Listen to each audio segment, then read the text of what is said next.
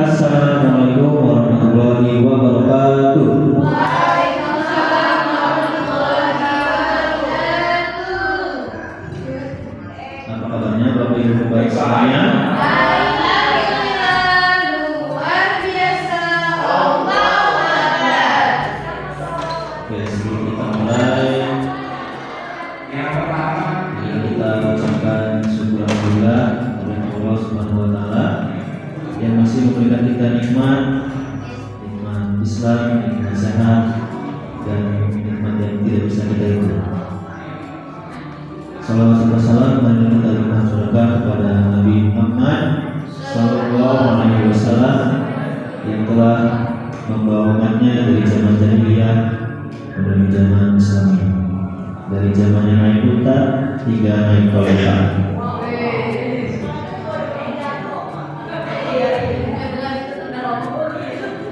Oke, sebelum masuk ke materi, mungkin ada sepatah dua patah kata oleh Bapak Kepala Sekolah kepada Bapak Ustaz Haji PDI di Kasih.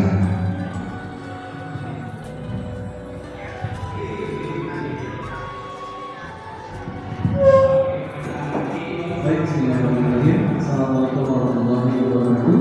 Waalaikumsalam warahmatullahi wabarakatuh. Alhamdulillahirabbil alamin. Allahumma shalli ala sayyidina Muhammad wa ala ali Muhammad. Yang saya hormati seluruh wakil kepala sekolah, sekolah guru, dan staf pegawai semuanya. Langsung aja mungkin untuk agenda kita di hari ini, kita sudah kedatangan narasumber kita ya, yaitu Dr. Wawan yang sudah mengikuti kegiatan artificial coding ya, dan kecerdasan artificial ya. Nah ini Bapak dan Ibu merupakan salah satu program yang kenapa Wicen harus menjalankan ini, karena kita menjadi sasaran sekolah yang ditunjuk oleh Kementerian Pusat untuk ikut serta kegiatannya. Bahkan saya juga ini lagi mengikuti webinar yang tentang PN ya. Apa PN? Pembelajaran mendalam ya. Tapi kalau kawan ini sudah mulai ikut pelatihan duluan selama 2 tahun ya. 2 bulan ya. Nanti laporan lagi ke SMP. Saya di sini dan saya pelatihan lagi. Ada 3 minggu ya. Nanti ikut serta yang setahun. Kita juga ikut pelatihan PN yang nantinya akan diimbaskan ke guru-guru juga. Tapi ada pelatihan lagi, ada pelatihan lagi. Oke, terima kasih kepada Bapak Haji untuk sambutannya. Mungkin langsung ke materi inti ya, terkait coding dan kecerdasan artifisial. Mungkin sebelum itu terima kasih juga atas waktunya kepada Bapak Kepala Sekolah yang bisa menjadi tadi.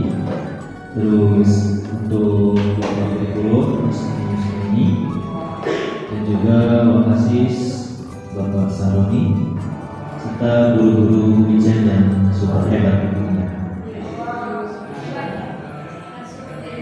Oke, jadi izin berbagi kepada Bapak Ibu semua dengan apa yang pernah saya dapatkan selama seminggu di tanggal 14 hingga 18 Juli kemarin. Mungkin sambil duduk boleh?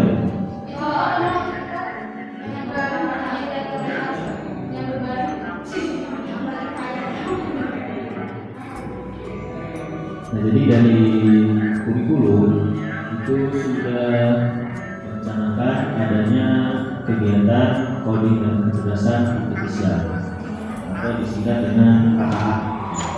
Itu kegiatan coding ya. Jadi kalau untuk di jenjang SMP ini bisa untuk merancang program untuk sistem manajemen sederhana yang bisa meliputi pengumpulan, pemahaman dan pemrosesan data. Apa terlalu kecil? Oke, kita besar ke arah ini. Ini untuk jenjang SMP. Jadi kenapa sih anak-anak dianjurkan belajar coding ini oleh kita sendiri?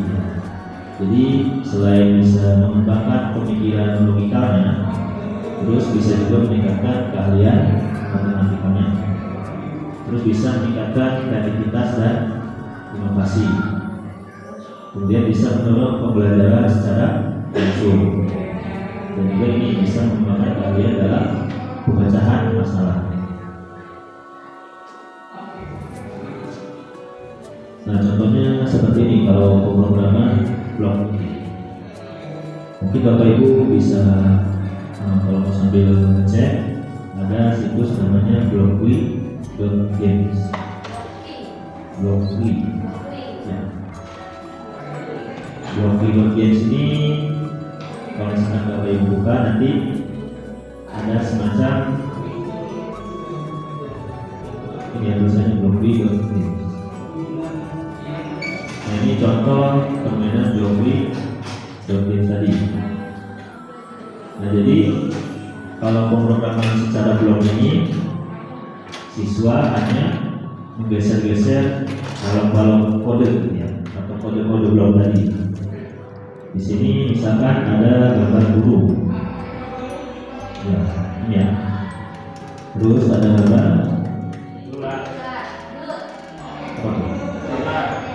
bulannya, aplikasi, jadi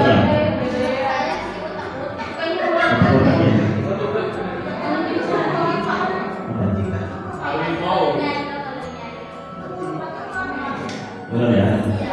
Terus atasnya ada sarangnya, sarang bersama telur-telurnya. Itu.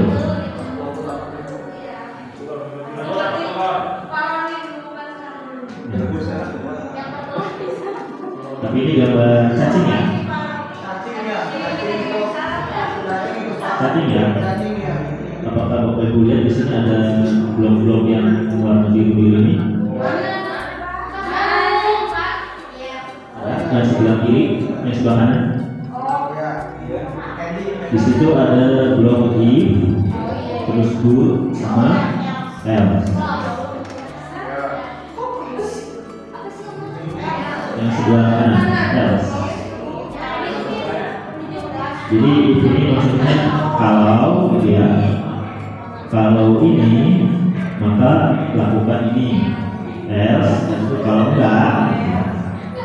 Jadi di sini dengan menggunakan blok tadi, if does not have verb, berarti kalau si burungnya ini enggak bawa cacing atau enggak kena cacing ini, maka dia akan mengarah ke mana? Di sini ada tulisannya heading 0 derajat ya. Berarti kalau 0 derajat ke mana? Jadi burungnya akan lurus terus ya, karena nggak bawa cacing.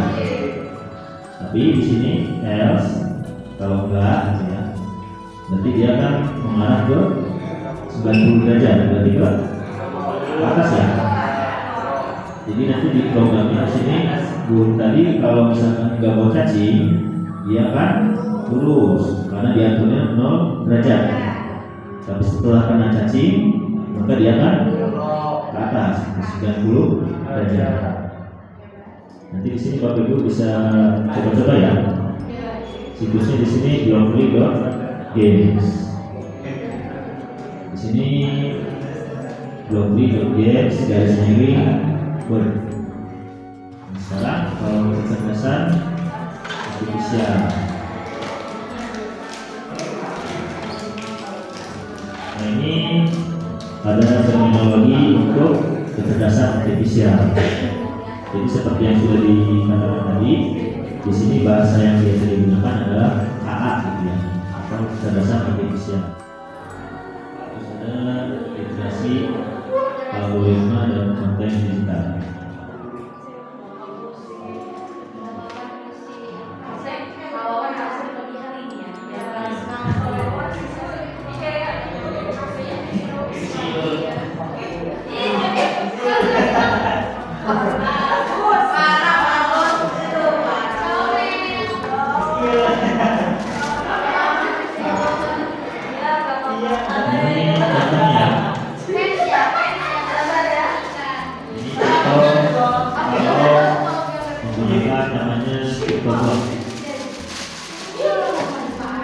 Pictoblox ini dia pemrogramannya berbasis kode-blok dia, atau kode-kode di mana nanti misalkan di sini memasukkan waktu tempuh, terus memasukkan estimasi macet, nanti memasukkan waktu istirahat, nanti dibuat rumusnya berdasarkan sains tadi, baru nanti ini nama sprite-nya adalah Toby.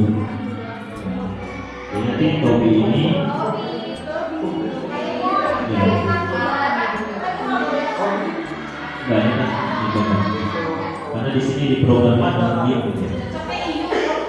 Jadi Toby ini nanti akan menjawab pertanyaan yang dimasukkan tadi. Oh ternyata kalau waktu tempuhnya 1,67, terus kemacetannya 6,5 atau setengah jam. Beberapa contoh aplikasi namanya Pictoblox. Jadi situsnya adalah pictoblox.ai. Ya. Tapi masih ini di HP juga boleh kalau saya mau buka. Nah, ini sudah create project. Ya.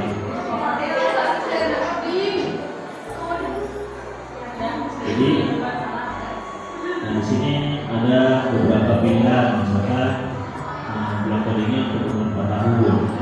Nah, untuk kalau umur 4 tahun ini biasanya pemrogramannya mau mengarahkan si sprite tadi. Misalkan si Toby-nya mau kemana? Kanan, kiri, atas.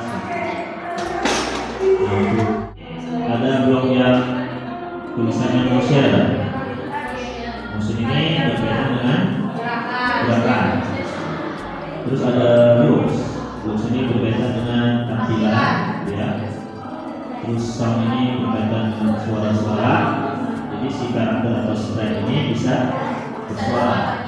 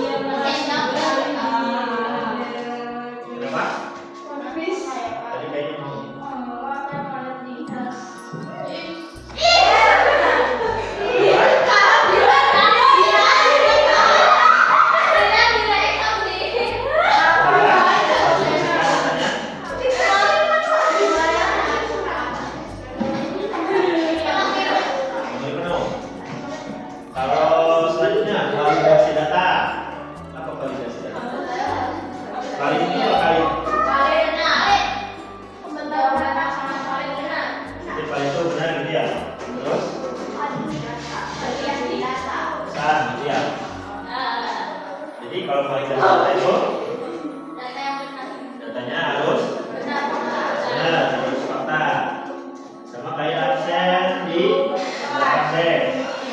Absen kelas, datanya bersih nggak? Maksudnya orang yang ada di sini tuh tidak tercatat di sini, di absen. Itu namanya pembersihan data. Jadi yang misalkan pindah, yang keluar, itu namanya di hapus. Kalau validasi data itu pengecekan datanya ya. Benar nggak si A ini ada di sini? Benar nggak si B ini ada di sini? Kalau contoh.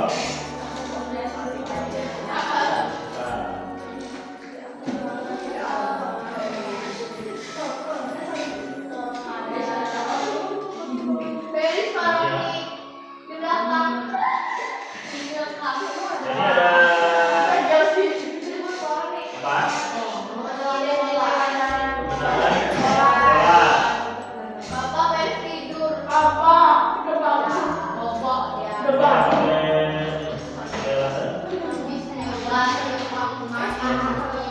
Tulis Kak.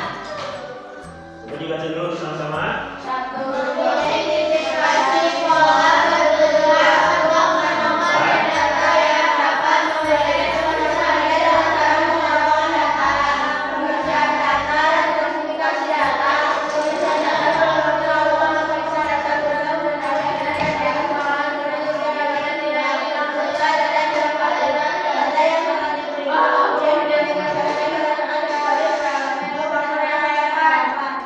Jadi kalau misalkan kita mau pengenalan pola, ada data-data yang harus kita kelompokkan, ya.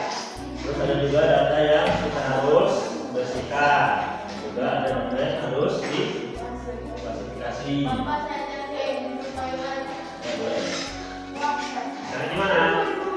Misalkan kita mau ngelompokin apa? Karena di sini perempuan semua ya. Dan biasanya kalau di sekolah lain ada yang laki-laki, ada yang perempuan, ya. Itu bisa dikelompokkan berdasarkan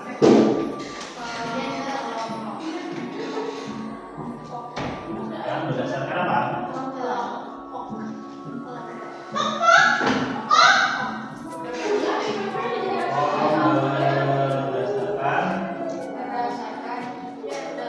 Berdasarkan gender ya.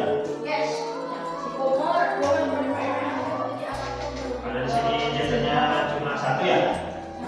Berarti semuanya di satu kelompok ya. Terus ada lagi apa? Umur.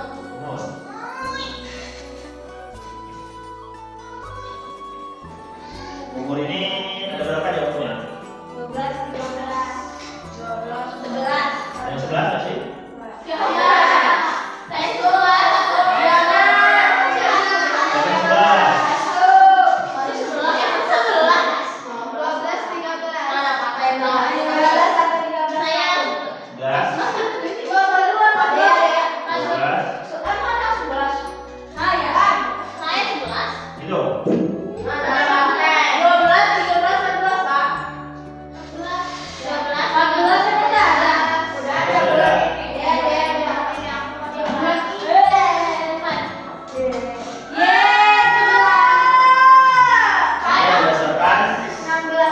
Umur ya?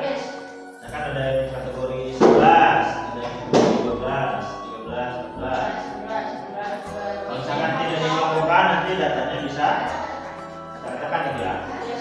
Jadi ada kelompok-kelompoknya. Bisa apa lagi?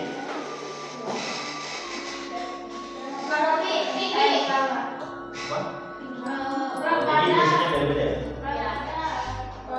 Berat badan juga biasanya beda-beda.